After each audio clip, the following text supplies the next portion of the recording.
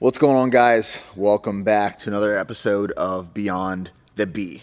Now, in this episode, I'm going to be talking about some stories. I'll be sharing stories about times that I truly thought I was going to lose BPN. I thought we were going to lose the business. Over the past decade of owning and operating Bear Performance Nutrition, a lot has happened. A lot of good, some bad, some wins, some losses, successes, and failures. And I want to share some of these stories with you guys. And what triggered this thought was a few weeks ago, I posted this video on my Instagram page. And this video was a collection of clips from when I first picked up a camera. It was awkward, it was uncomfortable, it's even hard to watch. But it shows where things got started. And the intent of sharing that video was to say, you have to get started. And to get started, you're not going to know everything, and you shouldn't know everything. But you just have to get started, and you'll learn along the way. So, let me show you that video right now.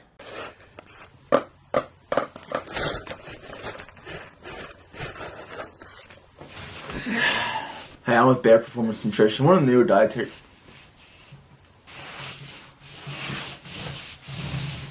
We're a company that stands for something many other companies don't. We make products with no proprietary blends. We have a lot on our website. We have more coming in vlogs and blogs. I just want to make this quick video.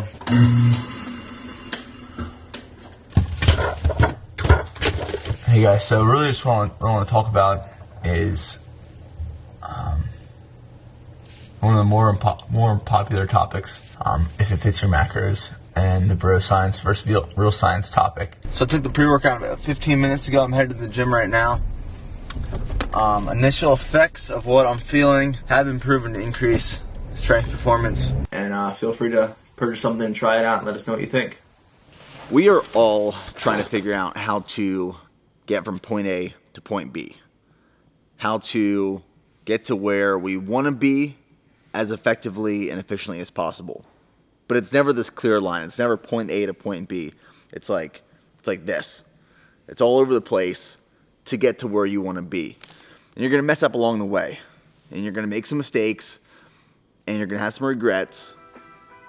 But it's part of the process. So, I want to share some stories of my process with you over the last decade. So the first story happened in South Korea, actually. It was right after I arrived on a 9-month rotation with the U.S. Army. And what happened was I was using at the time a personal bank account for business transactions. I didn't know you weren't allowed to do this. And my bank at the time seized my account, held all my money. I had no operating cash flow for 30 plus days. And it was a nightmare. It was extreme amounts of stress. But let me elaborate and talk about exactly what happened and what I had to do.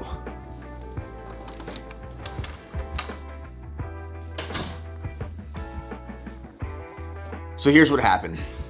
2016, I'm sitting in my barracks room in South Korea, and I go to make a purchase for some supplies for BPN, and my card gets declined. So I just figured that it got declined because I was making a transaction in South Korea, and my bank at the time was USAA, and they were back in the States. So I called up the bank, and I said, hey, my card got declined. And they said, well, it's because we put your account on hold and we've seized all your money. What ended up happening was when I first took out the original loan, which was for $20,000 for BPN in 2012, I took that out as a personal loan with USAA. And because I took out that personal loan, that's just what I use for my business account. Expenses to pay for inventory and everything. So I was using a personal account from 2012 until 2016 for my business transactions and expenses. And when I was sitting in my barracks room in South Korea, I found out that the bank was sending letters to my home in Texas telling me to stop doing this. And because I wasn't in Texas, I was in South Korea, I obviously didn't receive these letters. So the bank ended up holding my account, seizing my funds, and it was at the worst possible time it could have happened. I was about to leave for the field for 30 days of training with no access to my computer, very little access to my phone. And here I am letting this business kind of run on its own with my dad and brother back home in Pennsylvania at the time, managing some of these operations. So in order to keep the business afloat for those next 30 days, I had to spend all of the personal money I had, liquidate my Roth IRA that I started when I first joined the Army, any money I had in my savings account or my checking account all went to BPN expenses just to keep it afloat.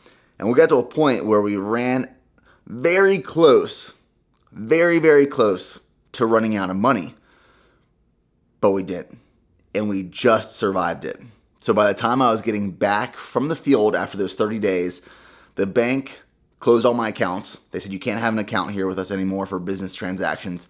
They sent me a check for the money that was in that account so that I then could open up a business account and keep the business operating.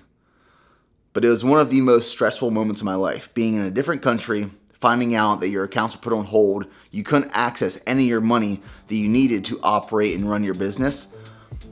I thought I was going to lose my mind, and I thought I was going to lose the business. Story number 2. One day Nick calls me and tells me to quit my job. I quit my job, get in the car, move down to Texas. He says, give me all your money. So I gave him all my money. Nick will tell you the rest. Now, if there's one thing that I've learned while building a product-based business, it's that you need money in order to make money. And that money is spent on inventory. You live and die based off of your inventory and being able to sell and move inventory, right? You need a supply in order for demand, but you also need demand for supply. So I first started with a loan of $20,000 to start the business. We know this up until this point. But when I asked Preston to move from Pennsylvania down to Texas, and I literally asked him to quit his job, move down to Texas, move the inventory that we did have, and start operations out of my house in Texas, he didn't hesitate at all. He said yes. But I also asked him one other thing. So when me and my brother were younger, my dad started investments accounts for both me and Preston. Small amount of money went in these accounts. $50 each month is what he did. And the intent was to use this money for when we graduated college, to pay off debt, or start a family, start a house, start our life, essentially. The investment account my dad made for and started for me performed horribly. There was nothing in it. But for some reason, Preston's investment account performed very well, and it had $30,000 in it. And I knew this, and Preston knew this. So I asked Preston, I said, can you please give me the money that's in that account so that we can keep the business flowing? We can keep it moving. We can keep buying inventory to keep growing. We need inventory. We need cash. And he did that. He liquidated that account. He put that money into BPN. And it's funny because tomorrow is July 6th. And Preston's birthday is in October, but we're giving him an early birthday present. That birthday present is to repay him for that $30,000 that he gave to BPN to keep it afloat. Now, Preston is also part owner in BPN. Me and Preston are both owners in BPN, the only owners, but I still feel like I owe him something. So tomorrow, which will be the next video of Beyond the B, Season 1, you'll see what Preston gets to repay him for that investment. Story 3 is when Nick lost his mind. Well, the first time at least. 2017 was a tough year. For one, it was the first year we hit 7 figures in revenue, which was great. But with that growth came cash flow issues, trying to manage inventory, liquid operating cash, paying for our warehouse. As our revenue increased, so did certain expenses. And I literally thought every night before going to sleep, I was going to lose my business the following day. 2017 was an absolute roller coaster of a year. It was some of the most stress that I have ever experienced in terms of managing cash flow and getting out of a cash flow crisis. So it was the first year that we hit 7 figures in revenue. And at the time, it was just me, Preston, and Joe working for BPN. So we were operating very, very lean. And what was happening was we didn't have very well established relationship with our manufacturer, meaning we had a great manufacturer. However, we were the little guy for them. And because we were the little guy with them, they didn't really give us priority on the lines or give us terms. So at the time, we didn't have any terms. And the way we were ordering inventory was we'd have 12-week lead times with our manufacturers.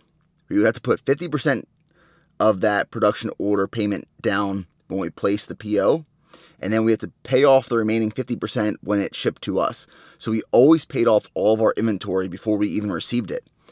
And what was happening was, because we were growing, we would receive the inventory, we would sell out in a matter of days, and then it would take us 10, 11, 12 weeks to receive more inventory because we couldn't place POs until we had the money available. And what we were doing and being forced to do was run these massive discounts. We were doing 20% off sales, flash 20% off sales all the time.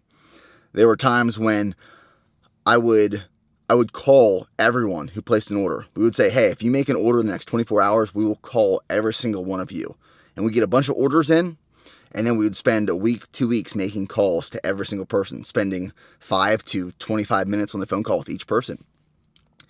And we were in a really tough spot of managing cash flow because even though the business was growing and it was a success in terms of revenue and scaling, it was very stressful with managing our cash.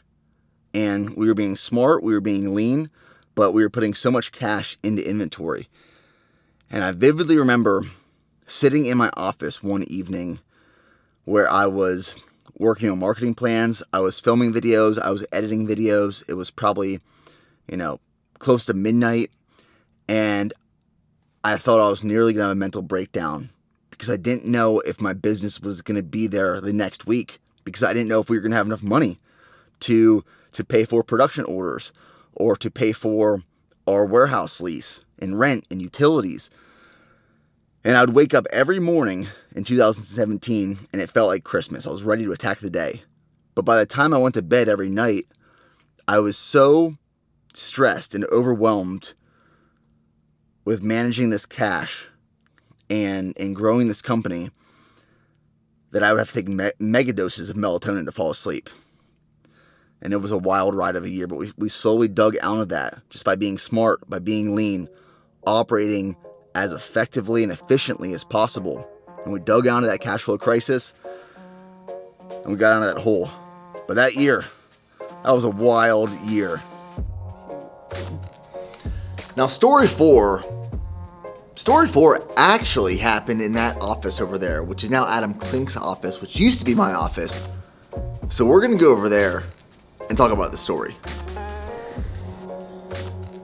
Now, my office didn't look nearly as nice as Klink's office does now, but I was sitting in this exact same room when I found out I was missing $250,000. And I was missing this money because I was wearing so many different hats in the business that I lost track of a very important thing, which was $250,000 that I misplaced. Now, let me explain. So here's the moral of this last story. It is that when you try to do everything, you're not going to be able to do anything. And that is the truth. And what ended up happening was, before we started hiring and building our team, I was wearing many, many hats of the business, from marketing, operations, media, creative, accounting. And this story right here is what caused us and triggered us to hire our CFO, which has been a life-changing hire and experience. It's been amazing having a CFO on board. And we had multiple different payment portals and platforms within our website. You know, now we have like PayPal, we have Amazon Pay, we have our merchant processor gateway, Stripe for subscriptions, many different types of payment portals and platforms within our website, different options. And within one of these portals, there was cash that was accumulating, but it was not depositing into our business bank account. And it was accumulating for months and months and months.